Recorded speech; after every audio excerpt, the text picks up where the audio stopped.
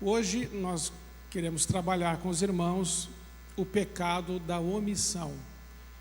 Podemos chamar até a grande omissão. Pode já deixar aí na primeira tela, eu acredito. Pode passar mais uma? Mais uma ainda? Isso. Lá em Tiago 4,17, Tiago vai dizer: olha, aquele que sabe fazer o bem e não o faz, comete pecado. Em cima desse texto, hoje eu quero trazer aos irmãos a vida de três grandes homens de Deus, a saber, o sacerdote Eli, o profeta Samuel e o rei Ezequias, que foram homens, também até o rei Davi, que foram homens que tiveram conquistas tremendas no que diz respeito ao seu ministério.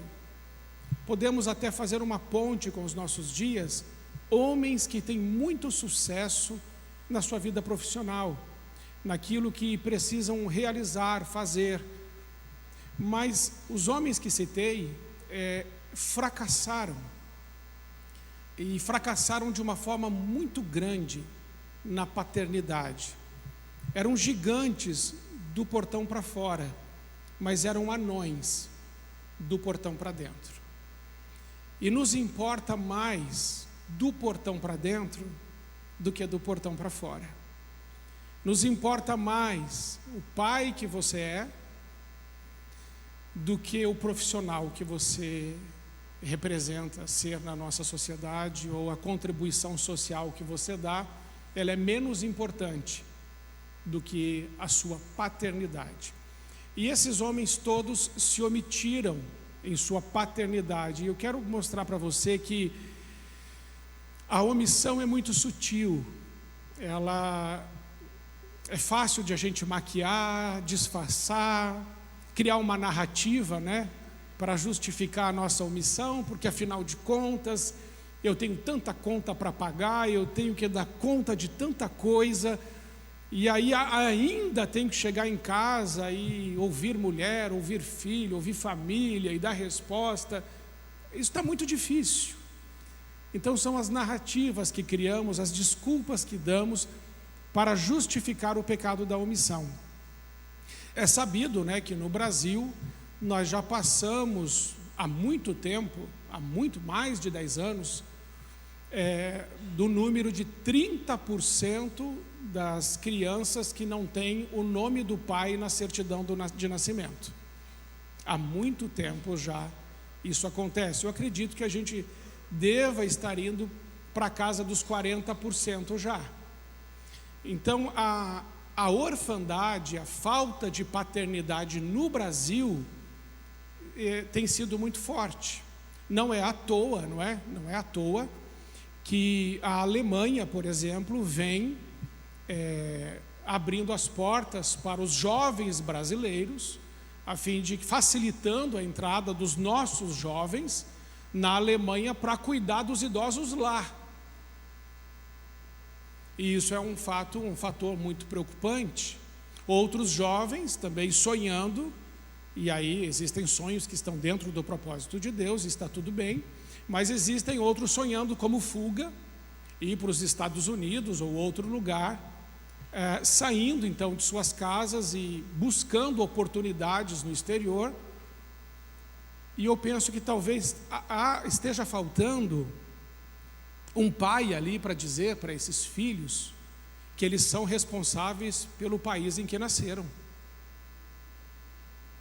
que nós não fugimos do problema, que nós enfrentamos o problema, olhamos nos olhos do problema e resolvemos o problema.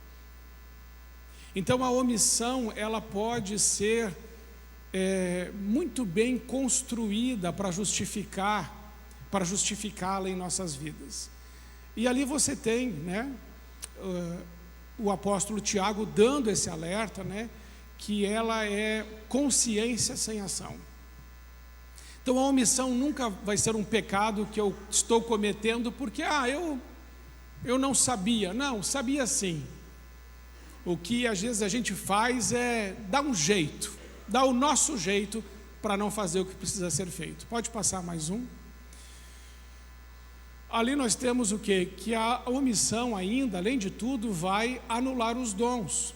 Eu trago ali o exemplo, depois você pode ver com calma em casa a parábola dos talentos, mas aquele que não fez nada com o que recebeu, o Senhor o condenou, o Senhor o repreendeu, porque o não fazer nada é fazer sim, é uma atitude, e uma atitude muito forte, a atitude de não fazer. E essa neutralidade para Deus, de quando nós não usamos os nossos dons, os nossos talentos, que recebemos de Deus, mas não usamos, isso é omissão, e isso é pecado. Deixa eu fazer uma notinha de rodapé.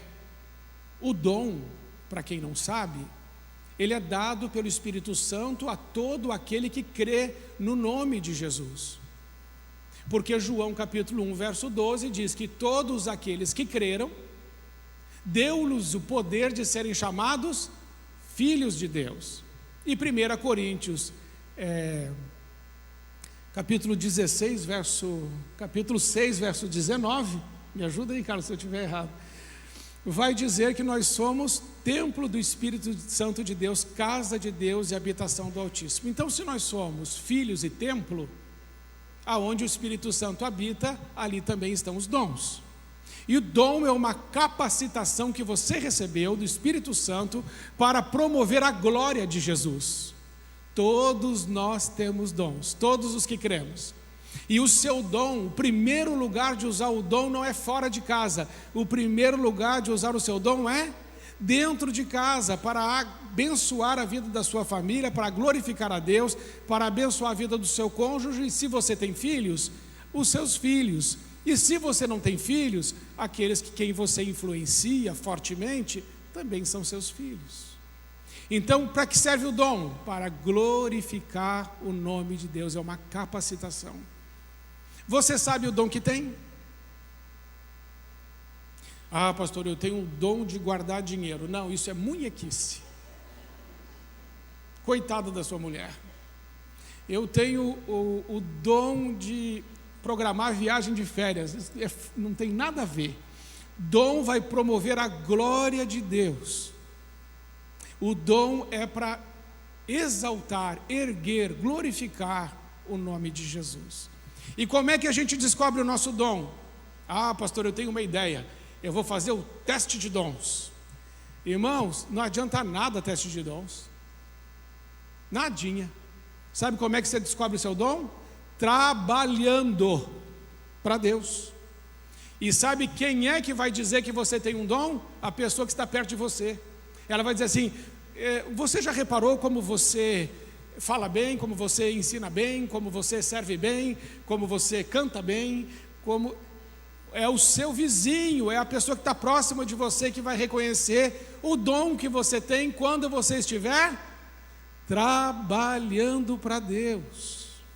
Por isso, não pode ser um cristão 3S, salvo, sentado, satisfeito.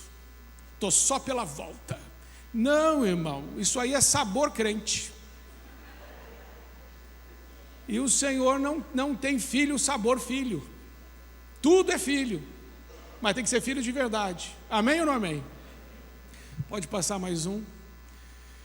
E nós vamos ver também que a omissão, ela é crime na terra e ela é crime no céu. Irmãos, não praticar o bem é praticar o mal. Ah, mas eu não fiz nada. Fez o mal. Se você podia ter feito e não fez, praticou o mal. Omissão de socorro não é crime? Se um médico estiver num lugar lá e alguém estiver passando mal e ele não atender, pode dar um problema para ele, ele tem uma obrigação ética. Se uma pessoa que sabe apagar um incêndio, vê uma casa pegando fogo e não faz nada, está se omitindo, é crime. Então nós precisamos entender também que além de pecado pode ser até crime. E nós precisamos lembrar aqui da parábola do bom samaritano, aonde o sacerdote e o levita passaram de largo daquele homem que estava caído à beira do caminho e não fizeram nada por ele, se omitiram da responsabilidade pelo seu irmão. porque eles tinham coisas para fazer para Deus. Olha a desculpa. Eu tenho que servir lá no templo, e se eu encostar nesse homem que está à beira do caminho aqui, quase morrendo, moribundo, eu vou ficar impuro para as funções sacerdotais. Então eu passo de largo, porque eu estou andando numa espiritualidade resolutiva e não numa espiritualidade redentiva. Espiritualidade resolutiva é aquele que está pensando no resultado. Eu tenho uma coisa para fazer. A espiritualidade redentiva é aquele cristão que está pensando no relacionamento. Se Jesus entrou na sua vida, você está mais preocupado em ser do que em fazer. E aquele que é, nunca irá se omitir. Pode passar? Acho que agora vem a nossa tela principal. Pode voltar à tela principal, só vou falar, a tela principal seria a herança essa. Aí, irmãos, nós estamos trabalhando uma série de mensagens, falando só sobre a família, e mostrando à luz das Escrituras como falhas na família, na paternidade, na maternidade, enfim, os pecados, os desalinhamentos com a vontade de Deus, com a palavra de Deus, com os mandamentos de Deus, trouxeram danos, trouxeram consequências terríveis para as famílias. E aí, o que fazer? Como viver uma vida próspera, abençoada, alinhada com Deus? É isso que estamos trabalhando. Agora sim, o calendário. Se você veio hoje, pastor, não estou entendendo nada que o senhor está falando, o que é isso tudo? Começou a mensagem Legado dos Pais, está no YouTube, você pode ver depois. Depois nós pregamos a segunda mensagem, Desafiando Gigantes, e hoje estamos pregando a mensagem, o pecado da omissão, a grande omissão, que é aquilo que a gente deixou de fazer, mas deveria ter feito. E no último dia da mensagem, é o dia que os maiores vão abençoar os menores.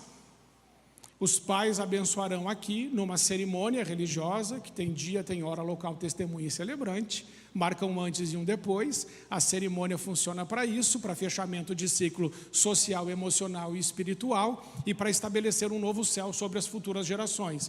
Eu sei que você sempre diz ao seu filho, Deus te abençoe, mas numa cerimônia você vai declarar sobre sua descendência e linhagem toda a palavra de Deus abençoando ele. E no dia 21, é uma quinta-feira, nós teremos aqui a renovação de votos para os casais. Então você que é casado, venha. Eu ia fazer temático, mas não vou. Eu ia fazer anos 60, mas a Márcia falou, não faça, porque é quinta-feira, 7h30, as mulheres precisam se arrumar para essas coisas. Faça depois o encontro de casais temático. Eu aceitei a sugestão dela, porque ela é auxiliadora idônea. Eu falei, então vamos fazer a renovação de votos totalmente voltado para o espiritual. A aliança renovada. Coisas que eu preciso olhar nos olhos do meu cônjuge e falar. E vai ser uma bênção. Amém? Então pode passar mais um. E agora vamos continuar. Vamos olhar a vida de Eli, Samuel e Ezequias. Pode passar. Então aqui você tem uma oração. Por que nós vamos fazer juntos essa oração? A palavra de Deus, Jesus ensinou que o semeador saiu a semear. E o semeador é aquele que semeia a palavra de Deus. Mas algumas sementes, elas caem em terra pedregosa, terra dura. E às vezes até que cai em terra boa, vem o inimigo e rouba a semente. Hoje será semeada a palavra de Deus em seu coração. E nós não queremos que ela seja roubada de você. Jesus alerta que o inimigo rouba a palavra de Deus do coração dos seus filhos, a fim de que ela não fecunde e não frutifique. Mas nós vamos orar agora, a fim de que toda a palavra de Deus fecunde o seu coração, frutifique, e esse fruto glorifique ao nosso Senhor. Amém? Então vamos ficar em pé e vamos juntos orar. Essa oração foi construída em cima do Salmo 86. Vamos juntos. Inclina, Senhor, os teus ouvidos e ouve, porque estou necessitado.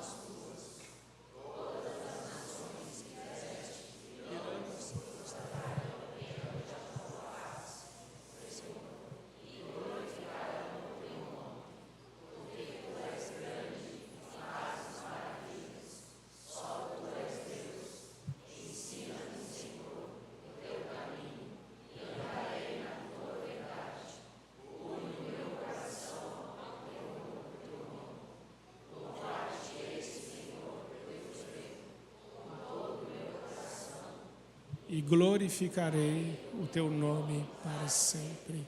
Amém. Pode se assentar. Pode passar. Eu aconselho sempre que você puder, ore em sua casa antes do seu culto doméstico, a fim de que tudo aquilo que for orado e colocado diante de Deus não seja de forma alguma retirado do coração, nem do seu cônjuge, nem da sua família. Muito bem, o pecado de omissão que nós temos aqui vai pegar grandes homens de Deus, como eu falei, Davi, Ezequias, Eli, Samuel, homens tremendamente usados por Deus, mas que tiveram falhas muito grandes em sua paternidade. E a paternidade é um tema bíblico muito importante, tendo em vista que o nosso país é um país que vive a orfandade. E talvez no Rio Grande do Sul seja o lugar, talvez, o lugar com a maior orfandade do Brasil. Por que eu digo isso? Digo isso porque o Rio Grande do Sul é o maior estado, é o estado com o maior número de suicídios do Brasil. E o suicídio é uma evidência, muitas vezes, das falhas da paternidade, da ausência paterna. Também o nosso estado do Rio Grande do Sul é o estado menos evangelizado do Brasil. E precisamos pedir a Deus que essas estatísticas mudem. E certamente elas vão mudar com a graça de Deus. A apresentação pode retirar, eu não vou mais usar. Eu vou só falar aqui. Então, irmãos, eu quero trazer... aí os irmãos fiquem comigo, tá bom? Fiquem comigo, presta atenção em mim. Esquece aquilo lá. Nós temos, irmãos, ali um sacerdote de Deus, e depois você pode ler a história dele. O nome dele é Eli. Ele tinha 2 filhos. O nome dos filhos era Ofni e Finéias. O sacerdote Eli foi alertado por Deus. Deus disse a ele: Eli, eu vou julgar a tua casa. Ou você corrige os seus filhos, ou eu vou julgar a sua casa. Porque os filhos de Eli, eles exerciam no santuário função importante, como que de sacerdotes. Mas eles eram profanos, eles pervertiam a palavra de Deus, eles não eram como Eli, o seu pai, eles eram homens maus. E o Senhor estava alertando Eli: ou você coloca os seus filhos em ordem, ou eu, Eli, virei contra ti, e contra a tua descendência, e eu vou julgar a sua casa. Só que Eli não deu ouvidos ao Senhor, não repreendeu os seus filhos, não tomou atitude em relação aos seus filhos, e deixou os seus filhos fazerem conforme eles quisessem fazer. Aí o Senhor mandou o profeta Samuel, que nasceu do ventre de Ana, que Ana não podia ter filhos, ele nasceu resultado de um milagre, o grande profeta Samuel. E Deus usa o profeta Samuel para falar com Eli, dizendo que o juízo de Deus viria sobre a casa dele, e veio. E Deus disse: Eli, eu vou fazer uma coisa em Israel que vai tinir os ouvidos de quem ouvir.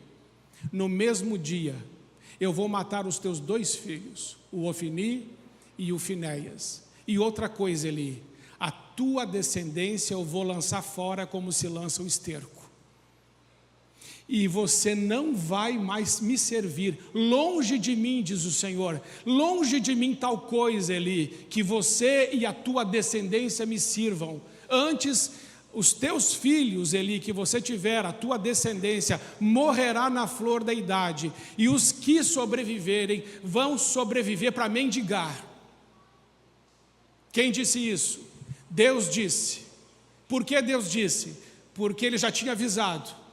E o que Eli fez? Nada. Absolutamente nada. E o juízo veio. A omissão traz sobre a nossa casa o juízo de Deus. Homens que estão me ouvindo, não importa de que lar você veio, Ah, pastor, eu vim de um lar onde meu pai nunca me disse eu te amo, onde meu pai nunca me abraçou, aonde meu pai nunca me abençoou. Aliás, meu pai foi ausente, ou ele bebia, ou ele estava envolvido com outras mulheres, foi adúltero, ou ele era extremamente grosseiro, de um sistema antigo, um homem muito duro. E é isso que eu sou como meu pai. A herança que você recebeu não é justificativa para um comportamento ser perpetuado. Toda herança que recebemos deve ser filtrada pela santa palavra de Deus. Herança não determina destino. Maldição hereditária, nesse sentido fatalista, não existe. Isso é uma heresia. Ah, aconteceu com meu bisavô, aconteceu com meu avô, aconteceu com meu pai e agora está acontecendo comigo. Então se posicione. Existe sim a lei da herança e a força da herança, mas existe a lei da responsabilidade. Eu, como homem de Deus, posso me levantar alinhado com a palavra de Deus e fazer tudo aquilo que estava acontecendo de geração em geração, que não estava alinhado com a palavra de Deus.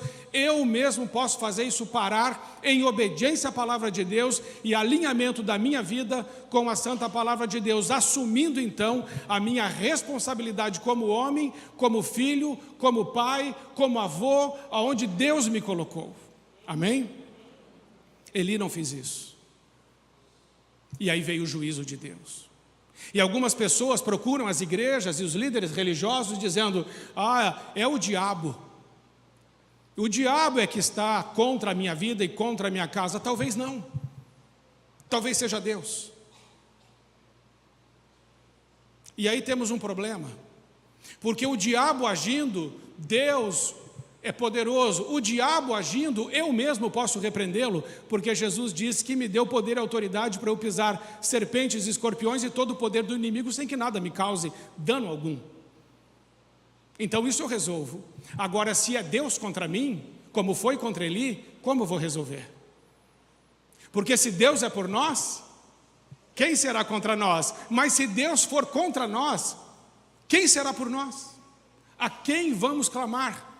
Para quem vamos pedir? Se é a mão do próprio Deus estabelecendo um juízo sobre a minha casa, porque Ele avisou, e Ele avisou, e Ele avisou, e Ele avisou, mas eu não dei ouvidos. O pecado da omissão é gravíssimo, e as consequências dele mais graves ainda. Aí, irmãos, nós temos o profeta Samuel. O profeta Samuel vai nascer de um milagre. Ana não podia ter filhos, e ela começa a pedir muito a Deus, e Deus concede um filho a ela, abre o ventre dela, e ela tem um filho, e ela consagra esse filho a Deus, e esse filho se torna o grande profeta Samuel. Mas o grande profeta Samuel, ela fez um voto: se o Senhor me der um filho, eu vou entregá-lo no templo assim que eu desmamá-lo. E ele foi entregue no templo conforme ela votou. E Samuel foi criado dentro da família de Eli, aquele que não disciplinou seus filhos, Ofni e Finéias, que Deus matou. Que Deus matou.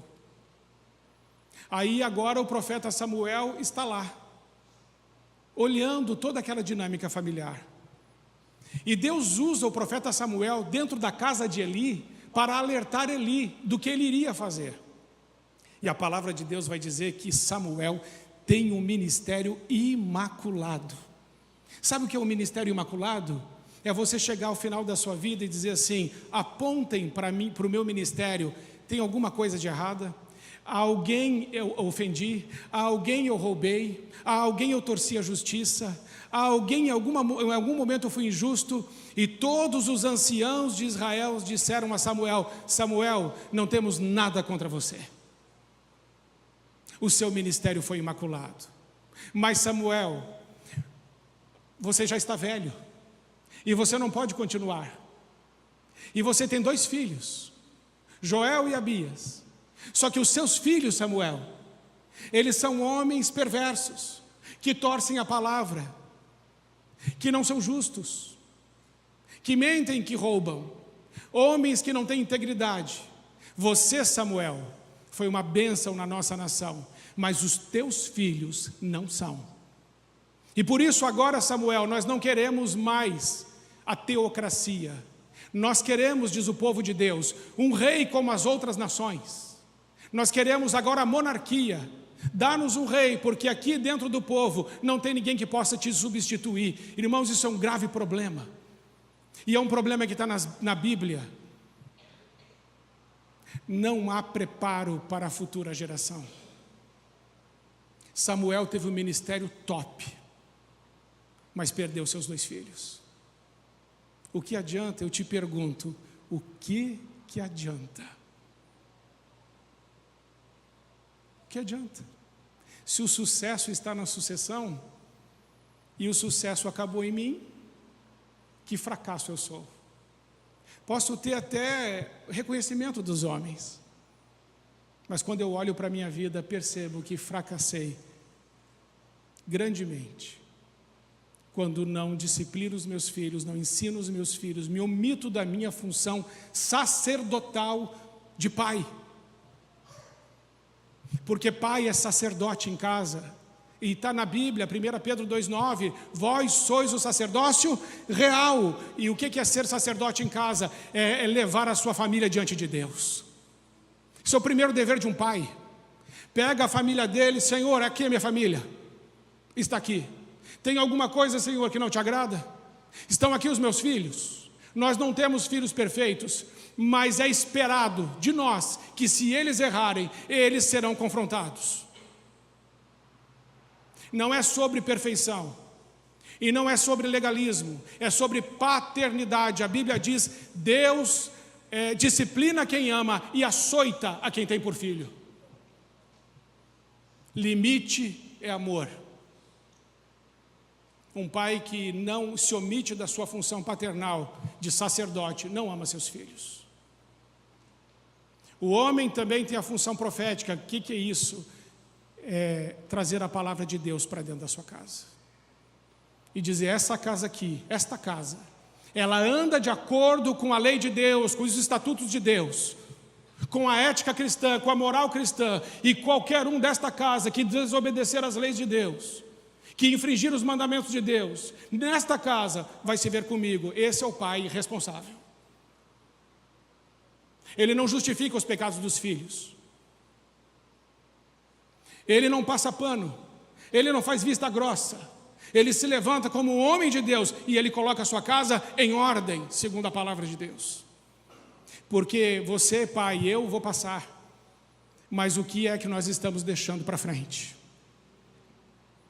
Dinheiro, alguma herança material, para depois só ficarem brigando por causa do patrimôniozinho que a gente deixou?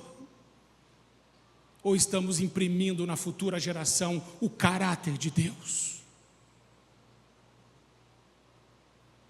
Então, cuidado para não colocar a ênfase no título e nem na posse, mas trazer a ênfase para o ser. E assim como a monarquia termina, a teocracia termina e começa a monarquia por causa dos filhos de Samuel, assim também o povo será levado em cativeiro babilônico por causa do rei Ezequias. O rei Ezequias é aquele homem famoso que Deus mandou o profeta Isaías lá na casa dele e disse assim, profeta Isaías, vai lá na casa do rei Ezequias e diz para ele assim, ô Ezequias, certamente você vai morrer e não vai viver. Aí o profeta foi lá, chegou e o profeta precisava ser muito corajoso para falar isso, porque está falando com o rei, e o rei naquela época podia matar a pessoa que falasse que ele não gostasse de ouvir. E o rei Ezequias ouviu do profeta Isaías, Isaías, põe em ordem a tua casa, porque certamente você vai morrer e não vai viver. Mas daí o rei Ezequias começa a chorar. E ele começa a orar e dizer, Senhor, tem misericórdia de mim, tem misericórdia de mim, tem misericórdia de mim. Senhor, olha tudo que eu fiz já para o Senhor. Senhor, me dá mais uma chance. E Deus dá a ele 15 anos de vida. 15 anos. E disse que ia dar 15 anos. Então Ezequias é um homem com a data da morte marcada e marcada por Deus. E marcada por Deus. No terceiro ano dessa graça de Deus, ele vai ter um filho. O nome desse filho é Manassés. Ele conviveu com esse filho 12 anos.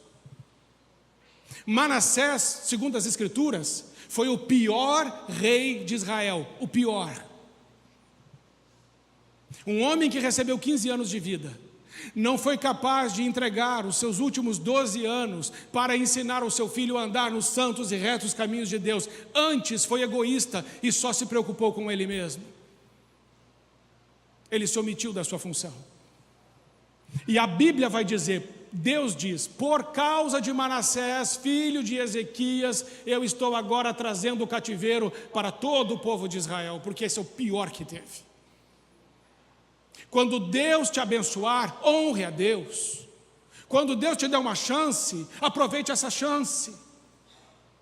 Quando Deus salvar a sua vida ou alguém da sua família, aproveita e não vire as costas para Deus, insultando a Deus, cuidando dos seus próprios interesses, se omitindo da função que Deus deu a você e a mim.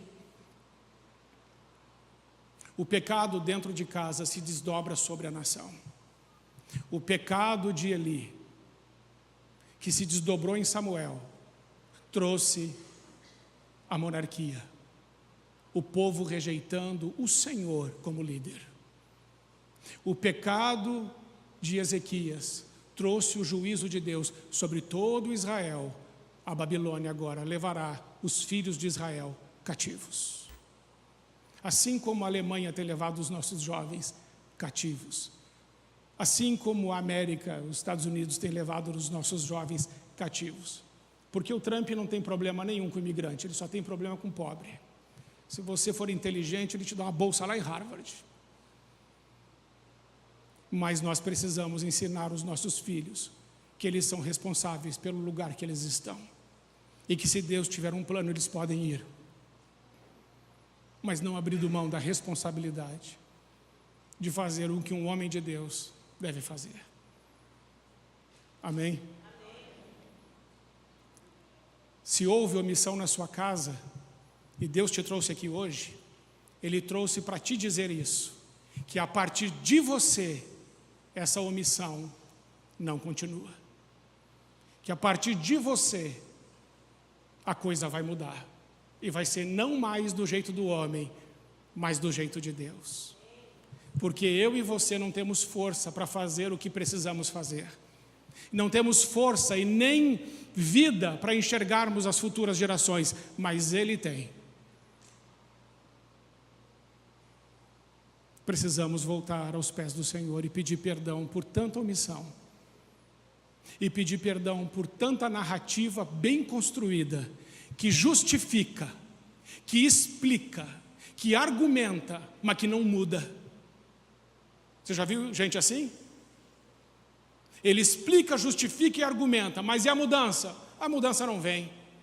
Se a mudança não vem, o juízo vem. E Deus é tão bom, irmãos, eu quero encerrar aqui concluindo. Deus é tão bom, mas Ele é tão bom, que Ele tem um deserto personalizado por tamanho do nosso ego. Quanto maior o seu ego, maior o deserto. Porque graças a Deus, que Ele não desiste de nós e quebra o nosso orgulho e nos leva de volta aos seus pés. Bem-aventurados os humildes, porque deles é o reino de Deus. Só o deserto nos faz humildes. Conta gorda e coisas dando certo, talvez seja o diabo que esteja te ajudando. Porque quando eu vejo Deus entrar na vida de alguém, isso sempre custa. Cuidado com os atalhos, é o diabo. Cuidado quando alguém aparece para solucionar o seu problema, é o diabo. Quando Jesus aparece, ele diz assim: ô Zaqueu, desce aí da árvore. Uma jantinha com Jesus. Zaqueu falou: metade dos meus bens dou aos pobres, e se defraudei alguém, 4 vezes mais eu vou pagar. Já saiu no prejuízo. Pedro, no melhor dia da sua vida, pesca maravilhosa, barco cheio de peixe, um monte de pix, de gente esperando com pix para fazer lá na beira da praia comprar o peixe dele. E Jesus fala assim: larga tudo isso, vem e me segue. Acabou. No seu melhor dia de empresa, acabou a empresa. Jesus disse assim: você quer me seguir? Renuncie-se a si mesmo, pegue cada dia a sua cruz, pode vir. Custou. Quando é Jesus, custa. Sair da omissão vai me custar, vai te custar. Mas seus filhos, sejam eles biológicos, sejam espirituais, sua linhagem vai olhar para trás e vai dizer: louvado seja Deus pelo meu pai. Louvado seja Deus por aquele homem que não se omitiu de fazer o que era certo, que pagou o preço, que se sacrificou, que não falou o que eu queria ouvir, mas o que eu precisava ouvir, que brigou comigo, que lutou por mim, e por isso eu sou o homem que sou hoje. Amém, irmãos? Vamos orar? Vamos ficar em pé.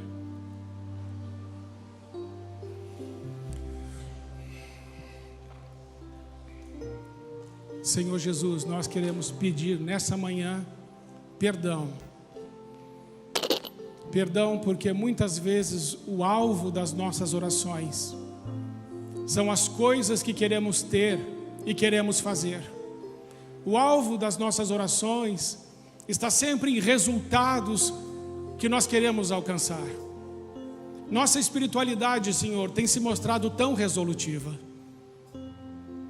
Só que nós sabemos que uma espiritualidade resolutiva não tem nada a ver contigo. O Senhor quer um povo redimido. E hoje as nossas orações, Senhor, é sobre nós. O que precisamos mudar?